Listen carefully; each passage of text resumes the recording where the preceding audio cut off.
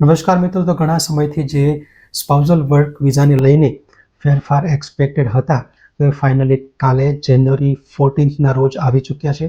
ચાલો જોઈએ હવે તમે જો સ્પાઉઝલ વર્ક વિઝા અપ્લાય કરવાની પ્રોસેસમાં છો તો તમારે કયા રૂલ્સ અને રેગ્યુલેશન ધ્યાનમાં લેવાના છે અને કઈ રીતે તમને અસર કરી શકે છે. ચાલો આ વિડીયોમાં જોઈએ ડિટેલમાં. નંબર 1, જાન્યુઆરી 21, 2025થી લઈને હવે જે સ્પાઉસ છે ઇન્ટરનેશનલ સ્ટુડન્ટ્સ અને ફોરેન વર્કરના એ લોકો જ ઓપન વર્ક પરમિટ ક્લેમ કરી શકશે. પહેલાં કેવું હતું કે હસબન્ડ અને વાઇફની સાથે ડિપેન્ડન્ટ ચિલ્ડ્રન પણ વર્ક પરમિટ અપ્લાય કરી શકતા હતા if they are eligible. But હવેથી dependent children will not be qualifying anymore. Number 2, જો તમે કેનેડામાં ઇન્ટરનેશનલ સ્ટુડન્ટ છો અને તમારો સ્ટડી પ્રોગ્રામ જે છે એ માસ્ટર પ્રોગ્રામ 16 મંથ્સ અથવા તો એમના કરતાં વધારે ડ્યુરેશનનો છે અથવા તો તમારો ડોક્ટરેટ પ્રોગ્રામનું સ્ટડી કરો છો તો તમે સ્પાઉઝલ વર્ક પરમિટ ક્લેમ કરી શકશો.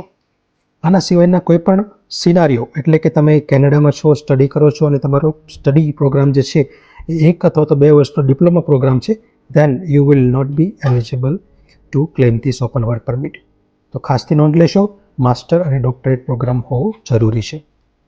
નંબર 3, જો તમે કેનેડામાં વર્કર સ્ટેટસ ઉપર છો અને તમે સ્પાઉઝની ઓપન વર્ક પરમિટ કરવા માંગો છો તો જાન્યુઆરી 21થી આ સિચ્યુએશન ધ્યાનમાં લેવાની છે.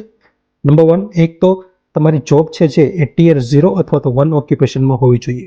તમારી જોબ ટિયર 2 ઓર 3 કેટેગરીમાં છે તો અમુક ઓક્યુપેશનને લગતું જો તમારી જોબ હશે તો તમે સ્ટીલ ટિયર 2 અને 3 કેટેગરી હોવા છતાં પણ તમે ઓપન વર્ક પરમિટ ક્લેમ કરી શકશો.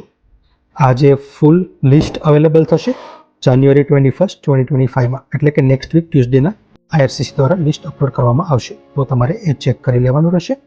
ખાસ ધ્યાનમાં લેવા જેવું, જ્યારે પણ તમે સ્પાઉઝલ ઓપન વર્ક પરમિટ અપ્લાય કરો છો મિત્રો, તો તમારી વર્ક પરમિટ જે છે 16 મંથ્સ કરતાં વધારે વેલિડ હોવી જોઈએ. તમારી પાસે જાન્યુઆરી 20 એટલે કે 4 to 5 ડેઝનો ટાઈમ છે.